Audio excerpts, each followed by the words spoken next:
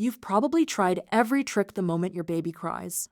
Checking the diaper, offering the bottle, Googling why is my baby crying at 2 a.m. But here's something most parents never hear. Your baby's cries aren't random noise, they're closer to a language, with specific patterns that mean specific things, and you can learn to hear the difference without any device at all.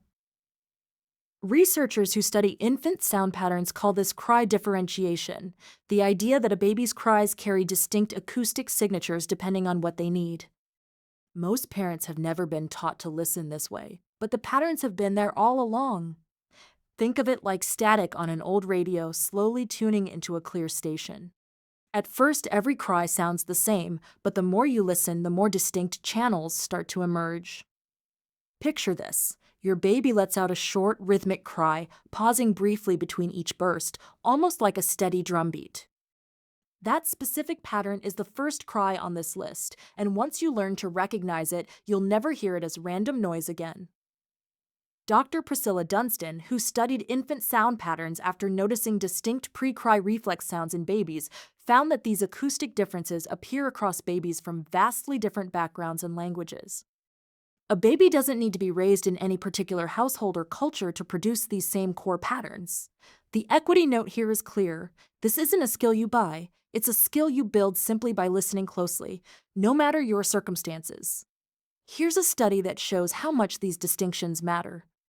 In research on infant crying, scientists recorded and analyzed cries from babies experiencing different needs: hunger, discomfort, and pain.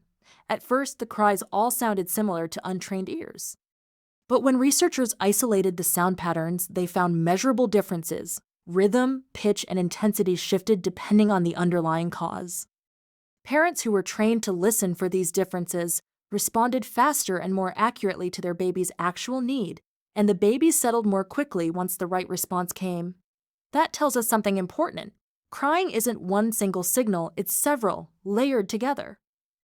And this isn't a rare puzzle to solve once a week. A newborn may cry in short bursts dozens of times a day.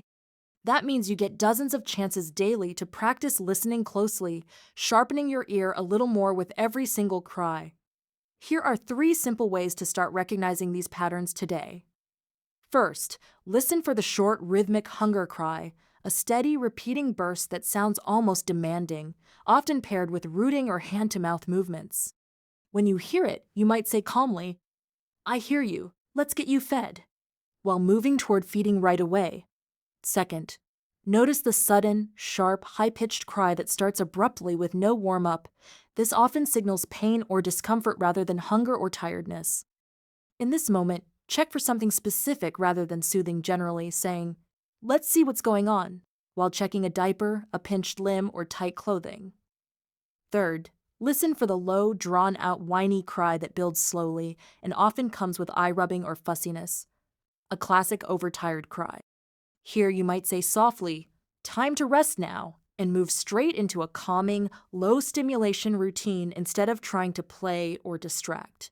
Now compare this to the cry translation apps and gadgets marketed to new parents, which claim to identify your baby's cry type through a microphone and algorithm. These tools analyze sound in isolation, without the context you naturally have, your baby's facial expression, body tension, or recent feeding time. Your own ear, paired with what you're seeing in front of you, reads the full picture far more accurately than any app parsing sound alone. These small distinctions in your baby's cries aren't just about faster fixes. They're an early, powerful form of communication between you and your baby, one that builds trust long before words ever arrive. Every time you respond to the right cry with the right comfort, your baby learns their voice is heard and understood. If you've ever paused mid-cry and thought, "Wait, this one sounds different," you were already tuning in. Here's the simple recap. Don't just hear the cry, listen for the pattern. If this helps you hear your baby a little more clearly, share it with another new parent and consider subscribing so more families can learn to translate these cries without needing an app to do it for them.